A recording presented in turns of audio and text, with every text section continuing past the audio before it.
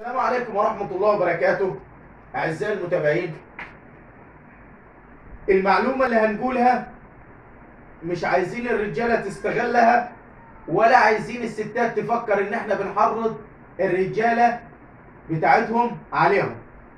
النهاردة كل واحد بيرجع من السفر بيتفاجئ إن عليه قضايا أسرة وأحكام ودنيا خربانة، وهو كان خارج البلاد أصلا، رغم إن قانونا طول ما انك خارج البلاد وجبت شهادة تحركات فبتعمل استئناف حتى بعد مواعيد الاستئناف المقررة قانونا، وبتقدم ما يفيد ان انت خارج البلاد، وبيتم اعادة الاجراءات اللي تمت كلها مرة تاني.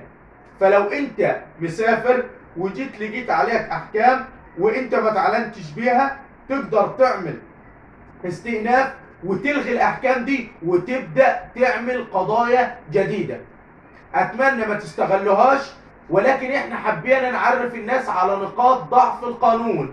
انتظرونا في فيديو جديد ومعلومه جديده.